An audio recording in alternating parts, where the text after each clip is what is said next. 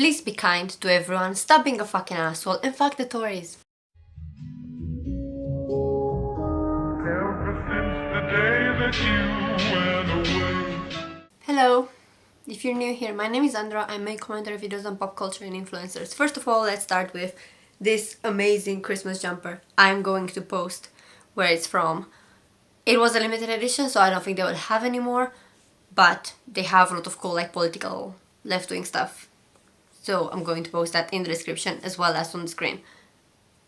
Today's video is just something to, pump out before Christmas, because I want to talk about something that happened recently, but it also links into, a pattern of behavior that a few people have, or rather more than a few, to be honest. It's a problem. It's a serious problem. It's racism. It's profiling, and it's blaming black people for unfair stuff.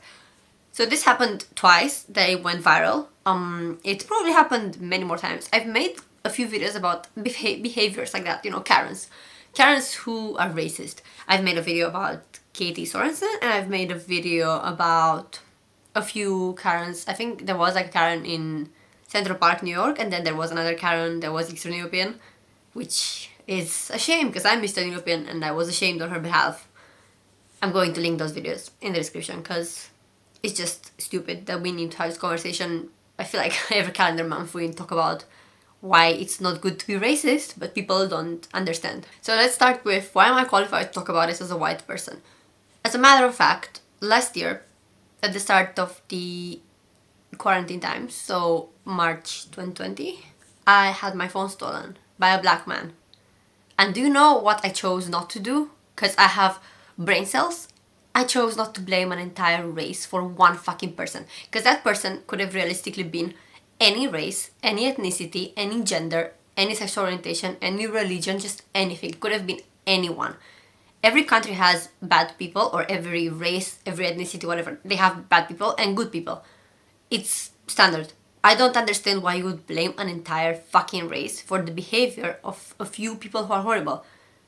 Was I upset that me as a minority got robbed by another minority? Yeah, because I think we should have, more solidarity towards each other as minorities to fight against, in this case, in Great Britain, to fight against the white English person who has voted for Brexit and has also continued to praise and support the British Empire after its collapse. Like, this is a problem that we all align ourselves on, like we all agree on, everybody, Eastern Europeans or Middle Eastern refugees, black people, Indian and Pakistani people who have moved here and are discriminated endlessly. Like, this is something we should all agree on. And obviously for America it's the same situation. It's like minorities should not hate on other minorities.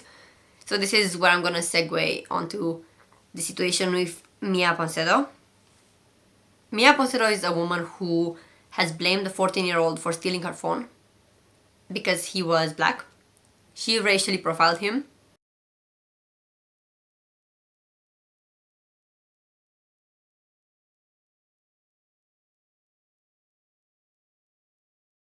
And then she appeared on TV in like the most ridiculous posture ever. She appeared on TV wearing a cap that says daddy because she was a little bit of a troll, let's say.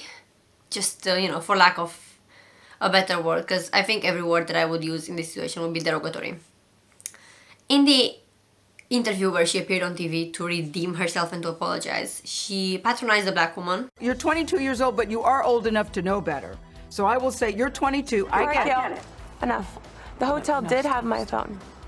The hotel did end up having my phone. I wasn't racial profiling whatsoever. I'm a woman. I'm Puerto Rican. I'm like a woman of color. I'm Italian, Greek, Puerto Rican. You keep saying you're Puerto Rican. Does that mean that you can't be racist because you're saying you're a woman of color? Is that what you mean?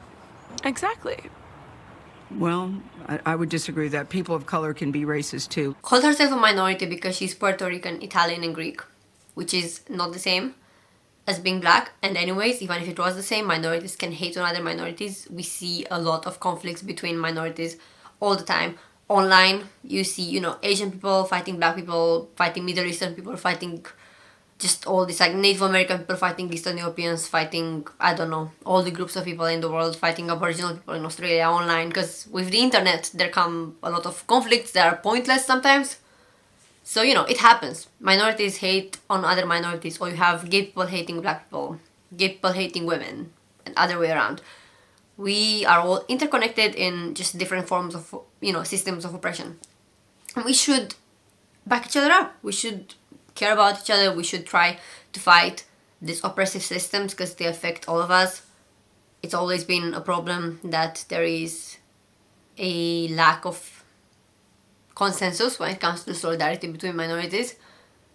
So it doesn't really matter that you're Puerto Rican, because if you're Puerto Rican, you should understand that there are people who have it worse than you, even though you are discriminated. You are not the most discriminated. I sympathize with, you know, the situation that's happening with Puerto Rico being basically occupied by the US because they want independence and they're not allowed to have it. I sympathize with that. I understand. I sympathize with being Italian and Greek in a country that used to treat Italians and Greeks like second-class citizens when they first immigrated to the US. However, Italians and Greeks have a lot more privilege today than they did back then. So it's kind of pointless to talk about your minority status when you have received more rights than your ancestors had. But black people have received some more rights. They received a moderate amount of freedom, but not enough. So they gave you more rights than they gave black people, basically. So you shouldn't be an asshole. And you shouldn't wear a fucking daddy cap, like, to troll people. What's the point of that? So more recently, Miya Ponsetto, who was actually dubbed the Soho Karen, appeared in court. And she got charged for multiple charges, which I'm going to read now. Unlawful imprisonment as a hate crime, aggravated harassment, and endangering the welfare of a child. So these are just a few of them, apparently. And these ones, I guess together with the other ones, add up to 10 years in prison.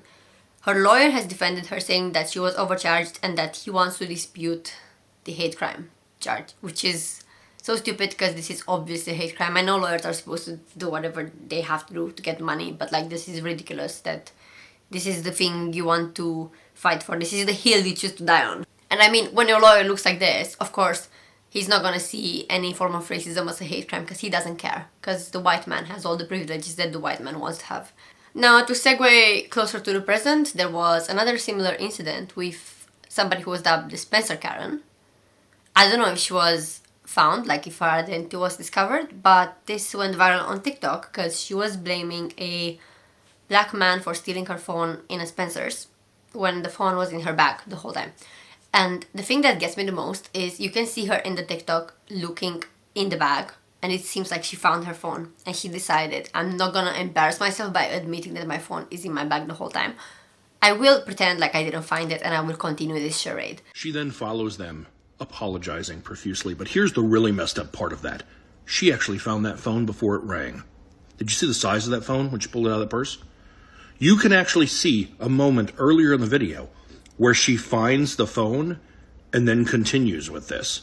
So she's upset, distraught. She looks again in her purse and she just saw it. But I still need my phone. See, now she's trying to justify her behavior. Then you'll see her like kind of angle her purse away from the associate because he might be able to see it from where it's sitting. Then she closes her purse so he won't see it. And then when he talks about calling it, look how she looks down at the purse when he talks about calling her phone. She found her phone, but she would rather falsely accuse a black man than admit she is wrong. And that kind of shit gets black men arrested and killed in this country every day. And then her phone rings in her bag because this bitch is so stupid that she didn't even put her phone on silent. And obviously she made an embarrassment of herself. This TikTok was posted by the wife of the black man who was the victim of this microaggression or profiling or whatever else you want to call it. Hate crime. Basically, it is a hate crime. Let's not lie to ourselves. There are points in the video where the sales assistant is like extremely unhelpful and he is telling the victim to calm down, which I fucking hated that. I know that you as a sales assistant don't want to get in trouble. You want to de-escalate in the best way you know how to, but this is not the best way that you know how to. He was asking the racist woman for the phone number and she was very reluctant to give it to him, which should have said, you know, there's something suspicious here. If she doesn't want me to ring her, then it means she's not that worried about her phone, is she? My favorite part is that she says that if the black man stole her phone, then he would have disabled the ringer. However, this bitch is so stupid that she can disable her own ringer and the phone rings in the bag.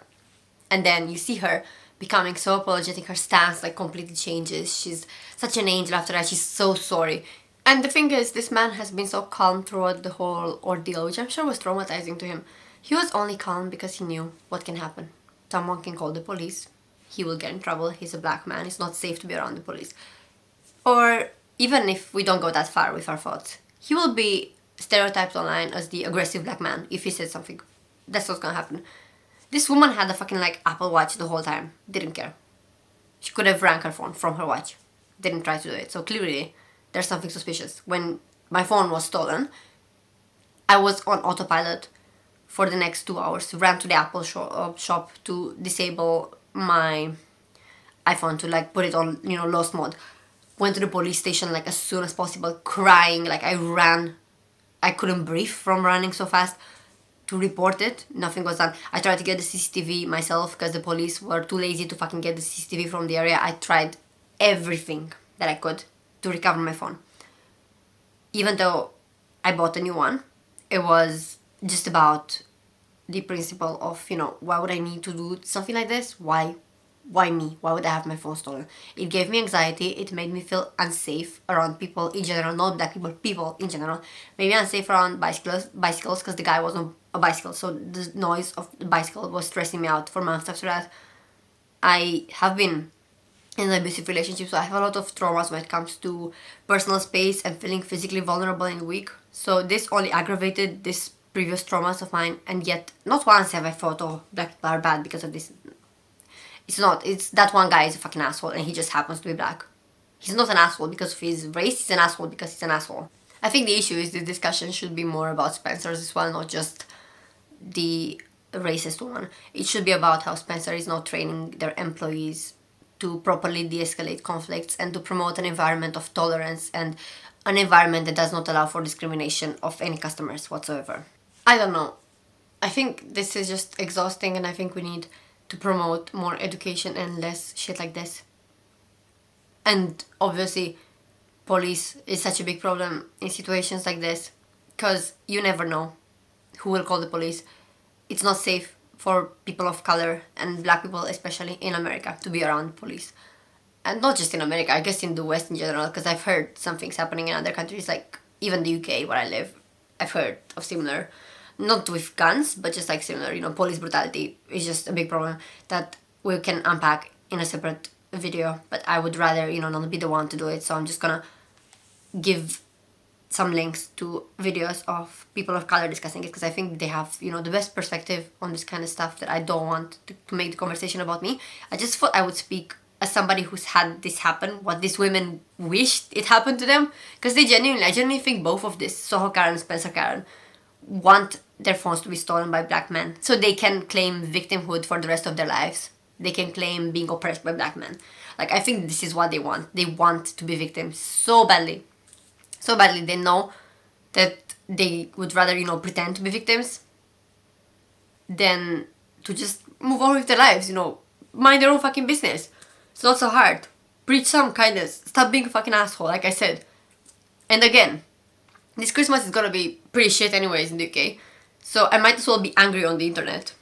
I hope you guys have a Merry Christmas, at least better than mine.